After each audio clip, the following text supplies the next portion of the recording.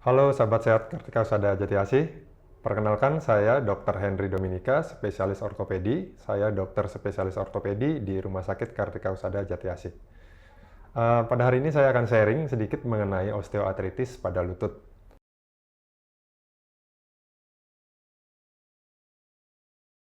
Jadi osteoartritis merupakan salah satu penyakit degeneratif yang paling sering dijumpai. Jadi kelainan degeneratif itu adalah kelainan yang memburuk seiring dengan waktu. Nah, osteoartritis adalah penyakit degeneratif yang melibatkan sendi, itu ditandai dengan degenerasi dari tulang rawan sendi yang bersifat progresif.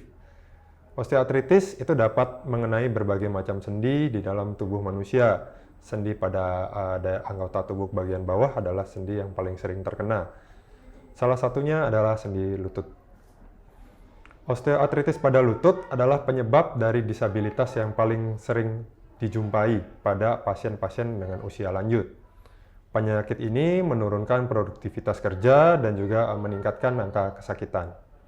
Biaya kesehatan terkait osteoartritis pada lutut adalah termasuk yang tertinggi dibandingkan dengan artritis pada sendi-sendi yang lain. Kemudian faktor risiko apa saja yang menyebabkan terjadinya osteoartritis pada lutut? Yang pertama itu adalah usia. Pasien-pasien dengan usia di atas 45 tahun cenderung untuk menderita osteoartritis. Kemudian yang kedua, gender, jenis kelamin perempuan sering menderita osteoartritis, umumnya pada usia-usia postmenopause. Kemudian obesitas atau kegemukan. Selanjutnya ada riwayat cedera pada daerah sendi. Kemudian aktivitas berat yang pada daerah sendi, kemudian kelemahan otot, kemudian yang ketujuh adalah osteoporosis atau menurunnya kepadatan tulang. Nah, kemudian bagaimana gejala klinis dari osteoartritis itu sendiri? Yang pertama ada nyeri pada daerah sendi, kemudian disertai dengan kaku, kemudian bengkak pada daerah sendi, kemudian sendi juga dapat berbunyi atau crepitus. Kemudian sendi juga dapat menjadi bengkok atau terjadi kelainan deformitas. Kemudian bagaimana cara penegakan diagnosisnya? Diagnosisnya dapat ditegakkan dengan dilakukan foto rongsen atau X-ray pada daerah sendi lutut. Dari foto X-ray tersebut kita dapat menentukan derajat kerusakan dari sendi tersebut. Biasanya kita membagi menjadi 4 level, mulai dari level 1 yang paling ringan sampai dengan level 4 yang paling berat. Kemudian bagaimana tentang tata laksana atau treatmentnya?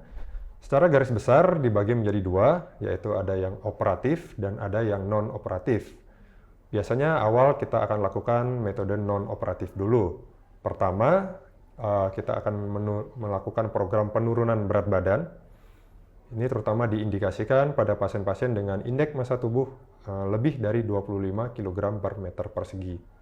Kemudian kita anjurkan juga untuk dilakukan program latihan seperti dengan fisioterapi, kemudian ada latihan otot paha atau quadricep exercise, kemudian latihan gerak sendi, kemudian aktivitas low impact seperti bersepeda atau berenang, kemudian juga disarankan untuk menghindari aktivitas berat seperti melompat, lari, membawa beban berat, atau dengan naik turun tangga. Kemudian untuk terapi pengobatan atau medikamentosanya, biasanya kami akan memberikan obat-obat anti nyeri. Pemilihan obatnya didasarkan pada preferensi dari dokter, kemudian dari pasiennya, dan juga dengan pertimbangan biaya. Kemudian lama pengobatan tergantung pada efektivitas obatnya, kemudian efek samping dan juga riwayat pengobatan sebelumnya. Alternatif lain dengan pemberian dari obat minum itu adalah dengan pemberian injeksi atau suntikan pada daerah sendi. Untuk terapi operatif sendiri ada dua metode yang paling sering dilakukan. Yang pertama adalah dengan osteotomi atau memperbaiki alignment atau kelurusan dari tulang. Kemudian yang kedua dengan artroplasti atau tindakan penggantian sendi. Demikian sharing saya mengenai osteoartritis pada lutut. Silakan periksakan lutut Anda di Rumah Sakit Kartika Husada. Terima kasih.